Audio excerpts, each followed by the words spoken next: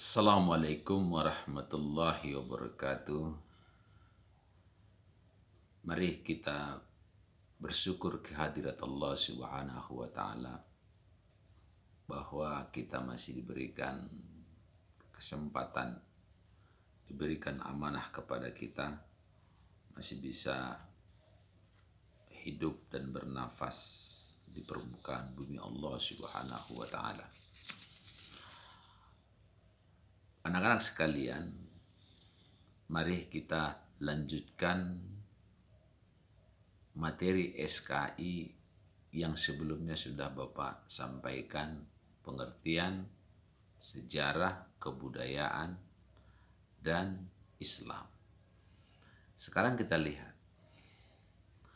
perkembangan Islam itu ada di masa Daulah Abbasiyah. Abbasiyah itu berdiri pada tahun 570 Masehi.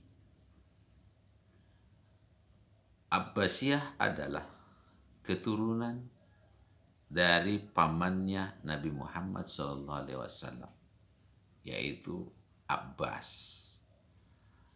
Jadi anak-anak sekalian, untuk memahami perkembangan Islam itu, masa emasnya itu adalah di zaman Daulah Abbasiyah.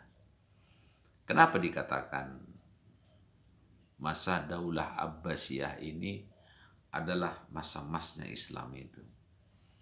Karena di masa Daulah Abbasiyah lah muncul ke permukaan tokoh-tokoh Islam.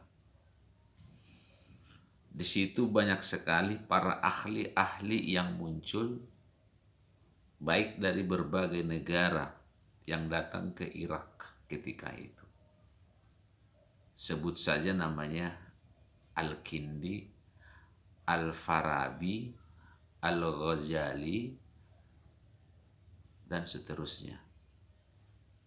Itu adalah contoh-contoh yang merupakan yang lahir ketika itu, sehingga Islam ketika itu mengalami pesat di dalam perkembangannya, baik dalam bidang ekonomi, baik di bidang politik, ilmu pengetahuan,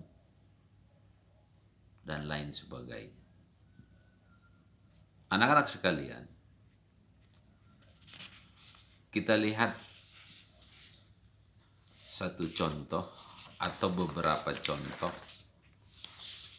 tentang para pakar-pakar yang dilahirkan di masa Daulah Abbasiyah. Sehingga Daulah Abbasiyah ini yang berdomisili di Irak dijuluki sebagai tempat perkembangan ilmu pengetahuan. Salah satu contoh, Al-Kindi.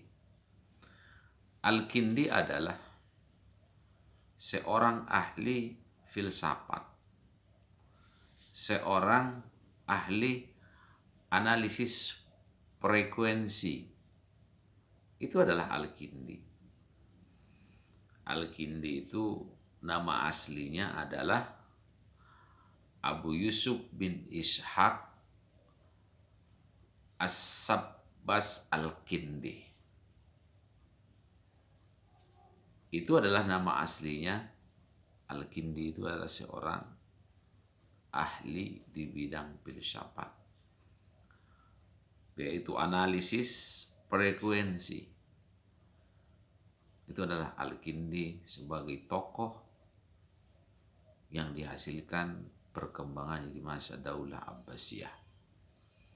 Kemudian ada lagi namanya Ar-Razi.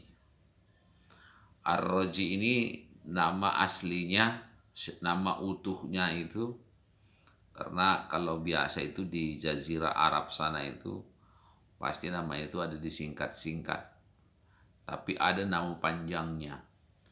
Ar-Razi namanya adalah Muhammad bin Zakaria Ar-Razi.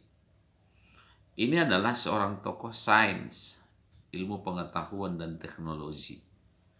Dia seorang kimia, dia seorang ahli matematika, dia juga ahli sastra, dan juga ahli kedokteran. Subhanallah, ini adalah seorang tokoh Islam yang mencetuskan pertama ilmu sains, kimia, dan lain-lain sebagainya. Kemudian ada lagi yang namanya Al-Farabi. Al-Farabi ini adalah punya nama, kepanjangannya itu, nama panjangnya Abu Nasir Muhammad bin Al-Farah. Dia adalah seorang pakar matematika, pakar teologi, pakar ilmu alam, dan Al-Farabi ini ternyata adalah seorang penemu not musik. Subhanallah, ternyata Islam itu, ternyata tokoh-tokoh Islam itulah yang pertama menemukan semuanya. Nah, adik anakku sekalian yang dimuliakan oleh Allah Subhanahu wa taala. Ini adalah sejarah. Kemudian ada lagi yang namanya Ibnu Sina. Ibnu Sina ini murni ahli kedokteran. Bahkan dia dijuluki orang barat itu adalah Avicenna, yaitu yang dijulukan kepada dia bapak kedokteran modern. Bahkan dia menciptakan satu buku yang terkenal itu adalah Al-Kanun fin At-Tabi. Artinya adalah sebagai rujukan para dokter.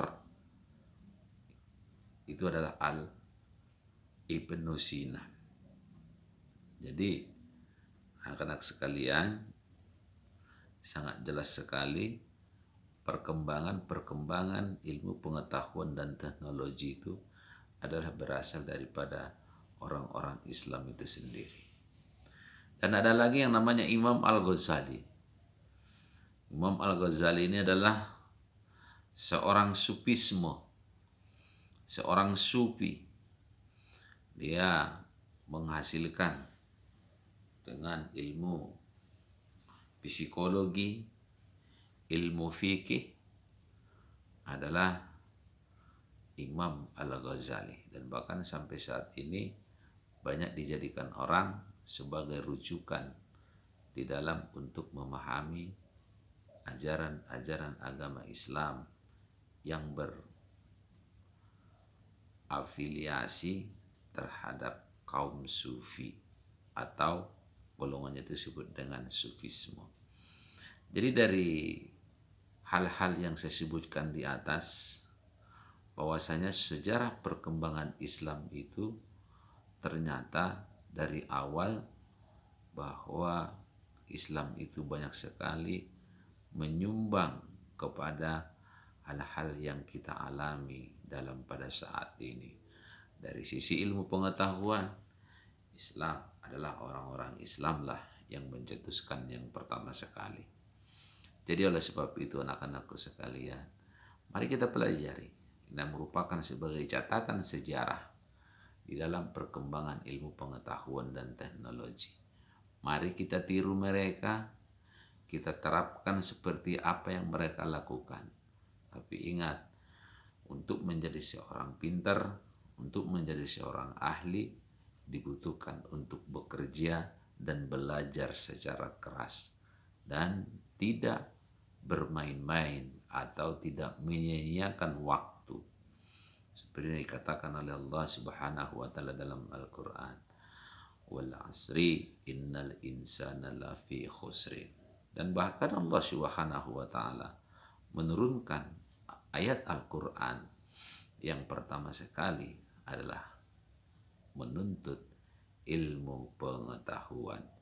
Iqra bismi rabbikal ladzi khalaq. Jadi ini adalah mungkin sebagai motivasi bagi kita, khususnya anak-anakku sekalian yang masih muda-muda ini, masih pelajar ini, mari kita contoh mereka-mereka seperti yang saya sebutkan tadi di atas, Al-Kindi, Al-Farabi, Ar-Razi, Imam Al-Ghazali, dan seterusnya. Itu ilmu itu tidak mereka dapatkan dengan berpangku tangan, tapi adalah mereka itu belajar bekerja keras. Kita ambil salah satu contoh, Al-Farabi, bahwasanya Al-Farabi itu sampai matanya buta di dalam menguji coba terhadap untuk ilmu kedokteran, untuk sebagai uji coba ilmu yang dia dapatkan, ilmu yang dia terapkan, sehingga menimbulkan matanya buta. Ini sebagai motivasi bagi kita anak-anak sekalian, dan saya akhiri. Assalamualaikum warahmatullahi wabarakatuh.